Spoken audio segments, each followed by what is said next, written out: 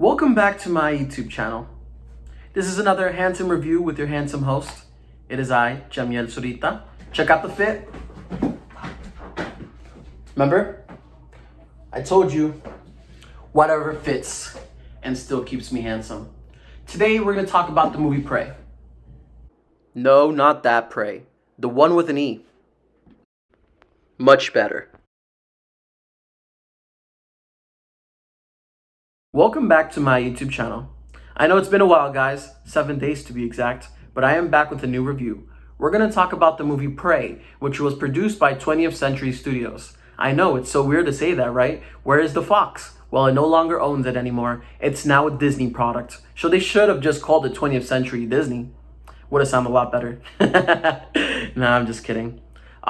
Just want to let you guys know about the movie. This is going to be a spoiler review because I love to talk about movies, but it's really hard to talk about something without spoiling it. So this is a discussion channel where we just talk the crap out of movies. All right. So we're going to talk about the movie Prey, which stars a young woman who's supposed to be like a Native American warrior, which takes place in the year 1799. When she runs into a predator, essentially a prequel because it's the first time a predator and a human come into contact. So I've seen a lot of the interviews leading up to the movie, especially from the director's point of view. His name's Dan Trachtenberg, when he was talking about how he was actually inspired by Mad Max. If you guys haven't seen Mad Max Fury Road, you should check it out. Definitely one of the biggest movies I've seen in a while. That's really great and action-packed and really original and different. The main thing that he took away from it was the fact that that movie felt more like an action-driven piece compared to something where it's dialogue heavy. And you do feel that in this movie. Although I had to kind of I think I had to know about the interview part in order to really get that part. But in general, there's not a lot of dialogue. It's more about like this idea of an underdog going against like this big machine, right? I mean, that's a very popular idea. So that was already a win for it because they took it from that point of view.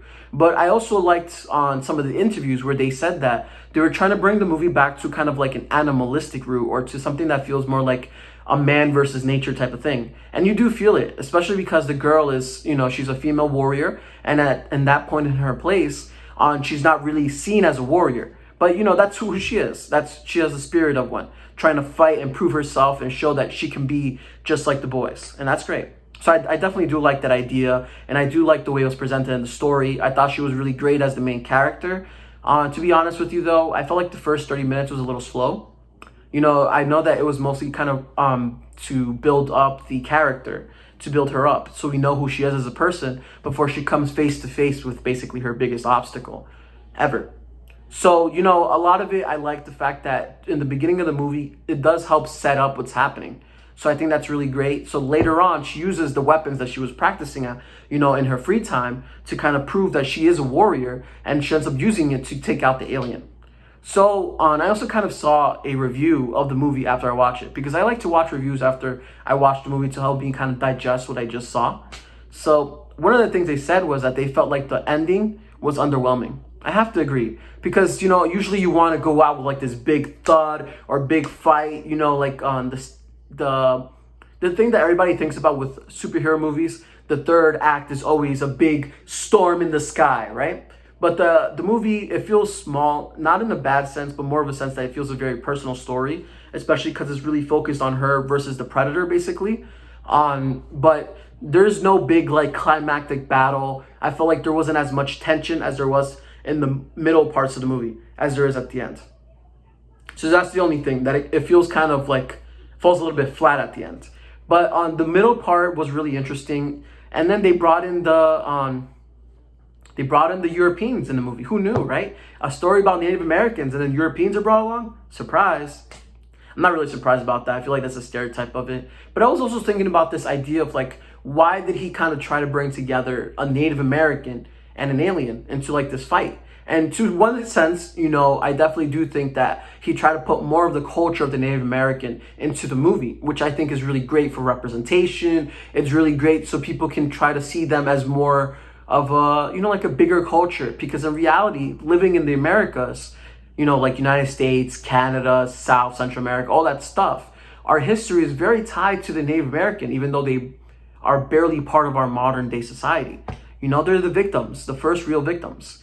And so I was thinking about this idea of like, why do they have Native Americans fight aliens? And because the truth is, that idea of like what would happen if a native person met an alien has already happened. It's happened here in the Americas with the European settlers coming into the home of the Native Americans, giving them something that they thought was worth something, and at the end, it was garbage. It was garbage for the Europeans, and they were just trying to steal, kill, pillage, all the horrible stuff that really does happen. And so that idea of bringing aliens with Native Americans is a very kind of American idea, I would say, especially because of the fact of, our history, given that, originally Native Americans lived here and then the Europeans came and wiped them out. So I thought that was interesting, and that made me kind of think about that reflection on how like Native Americans were the first victims. So it made sense to kind of have that, and it was really cool to have like a girl warrior fighting against this alien and kind of outsmarting them. But I also think that that's part of like a trope, which means that it's something that's used often in certain genre films, and specifically in the horror movie industry. On a lot of those movies, they have like a female protagonist fighting against the monster, the creature. And I think a lot of times it's kind of a metaphor representing society and the way that they always put women against themselves, or, they try to hold them down. So, but I always thought that female characters always do really make these great protagonists in horror stories. So I like to see that. I thought the monster was really cool and it felt more animalistic. The design, especially the I guess like the helmet type of thing, because usually those predator creatures do wear some type of mask or helmet. So they gave it more of a nature vibe, and I thought that was great. So they were able to kind of explore that side of it, like the ancient Americas, and then bring this character that we've seen several times already, because I think this is the 5th movie, and then kind of bring it into this new environment. So it was really great. I also like the fact that the Europeans, when they were speaking, it was speaking a totally different language than what the Native Americans understood. Because I guess it was trying to point to the fact that we're really going through the point of view of this Native American girl. So that was really great. I also know that they actually made this entire movie dubbed in the language of the Native Americans. I believe is the Comanche tribe. So that was really interesting as well that they did something like that. So it's English and their language as well. So that's really great. I would say I do recommend checking out this movie. It's not in theaters or anything like that, so you can definitely have access to it very easily through Huluplus. So that's really great. I love the fights. I like the intelligence that she used throughout the movie to really defeat it, because honestly, that's the only way to fight one of those creatures who look huge and giant, and especially if they're professional hunters. That's crazy, man. That's a lot of pressure to put on anyone of any gender, of any size. So I really thought it was really satisfying at times, a lot of great action. I liked the protagonist. I thought she did a really great job. You had some cool representation and actually brought their culture to the forefront. I also really enjoyed the performance of the actor who played her brother. He was very heroic in the movie. And since we're spoiler talk anyways, I thought the way he died was stupid, because it had no real consequence to what was going on besides the idea that if he bleeds, he dies. So that was really great. I like those lines. And that's it. I hope you enjoyed this video. Give it a like, subscribe, because I will be back again next week. I am thinking about, what are we going to write? What are we going to watch, guys? We're going to watch She-Hulk, and there's going to be a little bit of a different type of video change. We're going to be making a video review for She-Hulk every single episode as it comes out on Thursdays. So looking forward to that. Eventually, we will hit some other content as well. I really do want to talk about Resident Evil. So if you guys want to hear about Resident Evil, write that in the comment section below, because I want to talk about the show that came out on Netflix and also the movie that failed. Resident Evil, Welcome to Raccoon City. Thank you again, guys, for watching. Like, subscribe, follow, comment in the comment section below. Let me know what you thought, and I will see you next time.